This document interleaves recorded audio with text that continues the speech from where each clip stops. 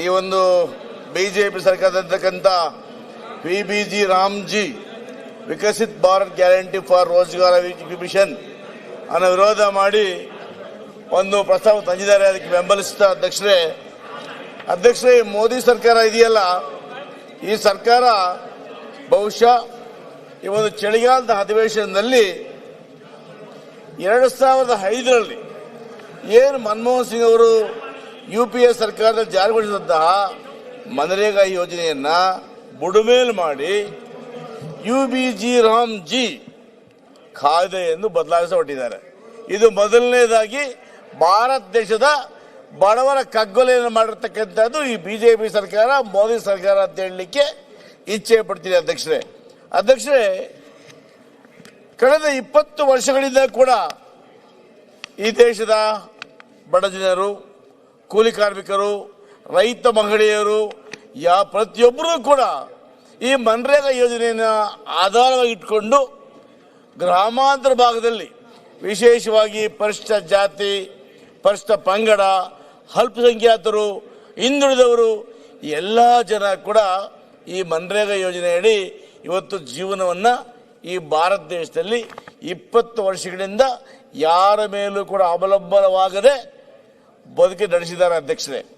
ಆದರೆ ಅದೇನೋ ಗೊತ್ತಿಲ್ಲ ಇವರಿಗೆ, ಈ ಬಿಜೆಪಿಯವರು ಸ್ವಂತವಾಗಿ ಏನೂ ಮಾಡ್ಲಿಕ್ಕೆ ಬರಲ್ಲ. ಕಾಂಗ್ರೆಸ್ ಸರ್ಕಾರ ಏನೇನು ಮಾಡಿತ್ತೋ ಅದಕ್ಕೆ ಹೆಸರುಗಳನ್ನು ಬದಲಾಯಿಸ್ತಾ ಹೋಗೋದು. ಇವರು ಎಲ್ಲ ವಿಚಾರಗಳಲ್ಲೂ ಕೂಡ ತಮ್ಮ ಸ್ವಾರ್ಥವನ್ನು ಇಟ್ಕೊಂಡು ಈ ಯೋಜನೆಯನ್ನು ಬದಲಾವಣೆ ಮಾಡಿದ್ದಾರೆ ಅಧ್ಯಕ್ಷರೇ. ಮೊದಲಿಗೆ ಇವತ್ತೇನು ಮನ್ರೇಗಾ ಕಾಯ್ದೆ ಅಡಿಯಲ್ಲಿ ಜೀವನ ಮಾಡ್ತಾ ಇದ್ರು ಬಡವರು, ರೈತರು, ಕೂಲಿ ಕಾರ್ಮಿಕರು, ಅವರ ಬದುಕಿಗೆ ಮಣಜಾಸನವನ್ನು ಬರೆದಿರ್ತಕ್ಕಂಥದ್ದು ರಾಮ್ಜಿ ಯೋಜನೆ ಅಧ್ಯಕ್ಷರೇ. ಈ ಮೋದಿ ಸರ್ಕಾರ ಡಿಸೆಂಬರ್ 17ರಂದು 8 ಗಂಟೆಗಳ ಚರ್ಚೆ ಮಾಡಿ ಆ ಮೂಲಕ ಸದನವನ್ನು ಬುಲ್ಡೋಜ್ ಮಾಡಿ ಡಿಸೆಂಬರ್ 18ರಂದು ಈ ಮನೆಹಾಳು ಕಾಯ್ದೆಯನ್ನು ತಂದು ಪಾಸ್ ಮಾಡಿಕೊಂಡ್ರು ಅಧ್ಯಕ್ಷರೇ. ಈ ಮೂಲಕ ದೇಶದ 12.16 ಕೋಟಿ ಕಾರ್ಮಿಕರನ್ನ, ಅದರಲ್ಲೂ ಕೂಡ 53.61% ಸಿಗಲಿದ್ದ 66.22 ಕೋಟಿ ಮಹಿಳೆಯರ ಬದುಕನ್ನ ಹಾಗೂ 17% ಪರಿಶಿಷ್ಟ ಜಾತಿ, 11% ಪರಿಶಿಷ್ಟ ಪಂಗಡದವರ ಜೀವನಕ್ಕೆ ಕೊಳ್ಳಿಡೋ ಕಾಯ್ದಿದ್ದು ಈ ಒಂದು ಬಿಜೆಪಿ ಸರ್ಕಾರ ಅಧ್ಯಕ್ಷರೇ. ಇವತ್ತು ಕರ್ನಾಟಕದಲ್ಲಿ 2020-26ನೇ ಸಾಲಿನಲ್ಲಿ ಉತ್ತಮ ಮಳೆಯಾದ ಸಂದರ್ಭದಲ್ಲಿ 18 ಲಕ್ಷ ಆಕ್ಟಿವ್ ನರೇಗಾ ಕೂಲಿ ಕಾರ್ಮಿಕರಿದ್ದರು. ಅದರಲ್ಲಿ 36.75 ಲಕ್ಷ 60% ಮಹಿಳೆಯರು ಇವತ್ತು ಈ ಉದ್ಯೋಗವನ್ನು ಆಯ್ಕೆ ಮಾಡಿಕೊಂಡು ಗ್ರಾಮಗಳಲ್ಲಿ ತಮ್ಮ ಬದುಕನ್ನು ನಡೆಸ್ತಾರೆ ಅಧ್ಯಕ್ಷರೇ.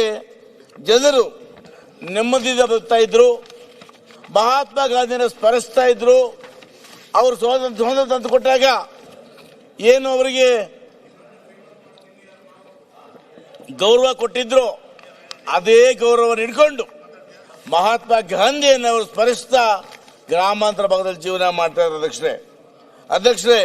ಇವತ್ತು ನೋಡಿ, 2014 ಬಂದಂತ ಮೋದಿ ಸರ್ಕಾರ ಕೇವಲ ಕಾಂಗ್ರೆಸ್ ಸರ್ಕಾರ ಮಾಡಿರ್ತಕ್ಕಂಥ ಯೋಜನೆಗಳನ್ನ ಇವತ್ತು ಹಾಳು ಮಾಡಿ ಇವರ ಸ್ವಾರ್ಥಕ್ಕೋಸ್ಕರ ಈ ದೇಶದ ಬಡವರನ್ನ ಇನ್ನೂ ಬಡವರನ್ನ ಮಾಡೋದಕ್ಕೋಸ್ಕರ ಈ ದೇಶದನ್ನ ಒಬ್ಬ ಶ್ರೀಮಂತನ ಕೈಯಲ್ಲಿ ಕೊಟ್ಟು ಈ ದೇಶವನ್ನು ನಾಶ ಮಾಡಿಕೊಟ್ಟಿದ್ದಾರೆ ಅಧ್ಯಕ್ಷರೇ ಈ ಬಿಜೆಪಿಯವರು, ಮೋದಿ ಸರ್ಕಾರ ಅಧ್ಯಕ್ಷರೇ. ಈ ದೇಶದಲ್ಲಿ ಕಾರ್ಪೊರೇಟ್ ಕಂಪನಿಗಳು ಇವತ್ತು ಈ ದೇಶವನ್ನು ಆಳುವಂತ ಕೆಲಸವನ್ನು ಮಾಡ್ತಾರೆ ಅಧ್ಯಕ್ಷರೇ. ಉದಾಹರಣೆ ನೋಡಬಹುದು, ಹಿಂದೆ ಬದಲಾವಣೆ ಮಾಡಿ ಚಲಾವಣೆ ಮಾಡ ಬಿಟ್ರೆ ಇನ್ನೇನು ಸಾಧನೆ ಇಲ್ಲ ಅಧ್ಯಕ್ಷರೇ. ಕಳೆದ 11 ವರ್ಷಗಳಲ್ಲಿ ಹಿಂದಿನ ಸರ್ಕಾರಗಳು ಏನು ಯೋಜನೆ ಮಾಡಿದ್ವೋ ಅವೆಲ್ಲವನ್ನು ಕೂಡ ಬುಡಮೇಲೆ ಮಾಡಿರ್ತಕ್ಕಂಥದ್ದು ಯಾವ್ದಾಗಿದ್ರೆ ಅದು ಬಿಜೆಪಿ ಸರ್ಕಾರ ಅಧ್ಯಕ್ಷರೇ. ಹಿಂದೆ ರೈತರು ಆಂದೋಲನದ ಮಾದರಿಯಲ್ಲಿ ಈ ದುಷ್ಟ ಕಾನೂನಿನ ವಿರುದ್ಧ ಭಾರತ ದೇಶಾದ್ಯಂತ ಕೂಡ ವಿರೋಧ ಮಾಡಿದ್ರೆ ಮಾತ್ರ ಈ ಬಿಜೆಪಿ ಬುದ್ಧಿ ಬರೋದು ಅಧ್ಯಕ್ಷರೇ.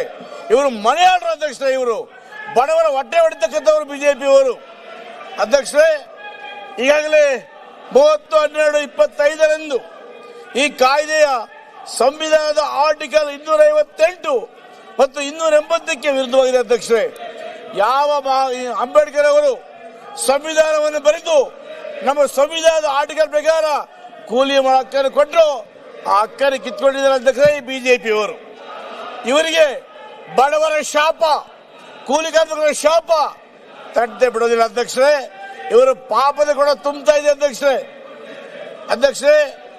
ಇನ್ನಷ್ಟು ಕೂಡ ಇವತ್ತು ಈ ಒಂದು ಗ್ರಾಮ ಪಂಚಾಯಿತಿಗಳು ಫಲಾನುಭವಿಗಳನ್ನ ಆಯ್ಕೆ ಮಾಡ್ತಾರೆ ಅಧ್ಯಕ್ಷರೇ.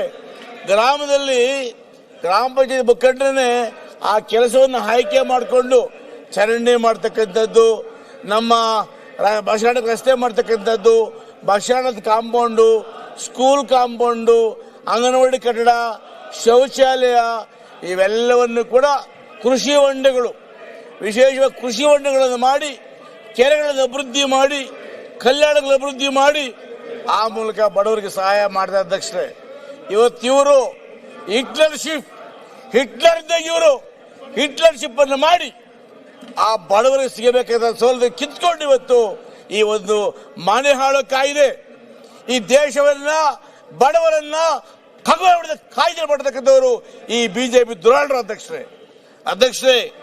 ಇಷ್ಟೇ ಅಲ್ಲ ಅಧ್ಯಕ್ಷರೇ, ಈಗಾಗಲೇ ಇವರು ಇವತ್ತು ಹಿಂದೆ ಏನು ಈ ದೇಶದ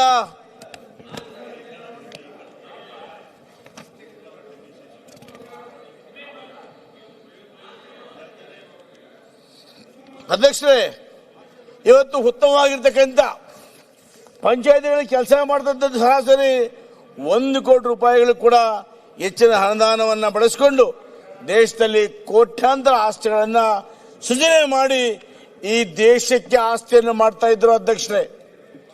ಅಂತ ಅವಕಾಶವನ್ನ ಇವತ್ತು ಈ ಮೋದಿಯವರು ಈ ಕಾಯ್ದೆ ಮಾಡೋದ ಮುಖಾಂತರ ಕಿತ್ಕೊಂಡಿದೆ ಅಧ್ಯಕ್ಷರೇ. ದೇಶದಲ್ಲಿ ಬರಗಾಲದ ವರ್ಷದಲ್ಲಿ 24-25 ಇಸ್ವಿಯಲ್ಲಿ ಸುಮಾರು 19.28 ಕೋಟಿ ಜನ ನರೇಗಾ ಯೋಜನೆ ಕೆಲಸ ಮಾಡ್ತಾ ಇದ್ರು ಅಧ್ಯಕ್ಷರೇ. ಇವತ್ತು ಅವರ ಜೀವನಕ್ಕೆ ಈ ದೇಶದಲ್ಲಿ 1.35 ಕೋಟಿ ಜನ ಈ ತಮ್ಮ ಬದುಕನ್ನ ಬೀದಿ ಪಾಲ್ ಮಾಡಿದವರು ಸನ್ಮಾನ್ಯ ನರೇಂದ್ರ ಮೋದಿಯವರು, ಈ ಬಿಜೆಪಿ ಮಹಾಶಯರು ಅಧ್ಯಕ್ಷರೇ. ಪಾಪ ಇವ್ರಿಗೆಲ್ಲ ಕೂಡ ಬಡವರ ಬಗ್ಗೆ ಗೊತ್ತಿಲ್ಲ. ಇವರಿಗೆ ಈ RSS ದವ್ರಿಗೆ ಬಡವರ ಗೊತ್ತೇ ಇಲ್ಲ. ಅವರಿಗೆ RSS ಬರೀ ಜೈಕಾರ ಹಾಕೋದು ಬಿಟ್ರೆ ಬಡವರ ಕಾರ್ಯಕ್ರಮಗಳು, ಬಡವರು ಸಹಾಯ ಮಾಡ್ತಕ್ಕಂಥದ್ದು ಇದ್ಯಾವುದು ಅವ್ರಿಗೆ ಗೊತ್ತಿಲ್ಲ ಅಧ್ಯಕ್ಷರೇ. ಇವರು ಬರೀ ನಂಬ್ಕೊಂಡಿರೋದು ಅದಾನಿ ಅಂಬಾನಿ ಅಧ್ಯಕ್ಷರೇ. ಇವ್ರಿಗೆ ಸಾವುಕಾರರೇ ಕಣ್ಣಿಗೆ ಕಾಣ್ತಾರೆ, ಬರೀ 5 ಸ್ಟಾರ್ ಜನ ಕಣ್ಣಿಗೆ ಕಾಣ್ತಾರೆ. ದಯಮಾಡಿ ಮೋದಿ ಸಾಹೇಬ್ರೆ, ಸಹೋದ್ಯೋಗ ಎಲ್ಲ ತಾವು ಹೇಳ್ತೀನಿ, ದಯಮಾಡಿ ಗ್ರಾಮೀಣ ಭಾಗದಲ್ಲಿ ಹೊಟ್ಟೆಪಾಡಿಗೋಸ್ಕರ ನಮ್ಮ ಸರ್ಕಾರ ಕೊಡದ ಫ್ರೀ ಅಕ್ಕಿ ತಿಂದು ಕಷ್ಟಪಡ್ತಕ್ಕಂಥ ಬಡವರ ಬಗ್ಗೆ ಕೂಡ ಕರಿಕರ ಬೇಕಲ್ಲ ಅಧ್ಯಕ್ಷರೇ. ಇವರಿಗೆ ಮನುಷ್ಯತ್ವರೇ ಇಲ್ವಾ, ಮಾನವೀಯತೆ ಇಲ್ವಾ ಇವರಿಗೆ? ಇವತ್ತು ಈ ಕಾನೂನಿನ ಬದಲಾವಣೆ ಮಾಡಿದ್ದು ಯಾವ ಪುರುಷಾರ್ಥಕ್ಕೆ ಅಧ್ಯಕ್ಷರೇ? ಯಾವ ಪುರುಷಾರ್ಥಕ್ಕೆ ಮಾಡಿದ್ರಿ ನೀವು? ಇವತ್ತು ಬಡವರು ಏನು 20 ವರ್ಷ ಬದುಕಿಲ್ವಾ? 20 ವರ್ಷಗಳ ಜೀವನ ಮಾಡಿಲ್ವಾ? ಬಡ ಉದ್ಧಾರ ಆಗಿಲ್ವಾ? ಗ್ರಾಮ ಉದ್ಧಾರ ಆಗಿಲ್ವಾ? ಇವೆಲ್ಲವೂ ಆಗಿದ್ದಾವೆ ಅಧ್ಯಕ್ಷರೇ. ಬರೀ ನೀವು ಅದರಲ್ಲಿ ವಿಕಸಿತ ಭಾರತ ಅಂತ ಹೇಳಿ ಅದರ ಶಾರ್ಟ್ ಬದಲಿ ಜಿ ಅಂದ್ರೆ ನಿಮ್ಗೆ ಎಲ್ಲರೂ ರಾಮನೇ ಕಾಣಿಸ್ಬೇಕು. ನಿಮಗೆ ಬರೀ ಚುನಾವಣಾ ಸಂದರ್ಭಗಳಲ್ಲಿ ಮಾತ್ರ ರಾಮ ಕಾಣಿಸ್ತಾನೆ, ನಮಗೆ ಸಿದ್ದರಾಮಯ್ಯ ಸದಾ ಕಾಣಿಸ್ತಾನೆ.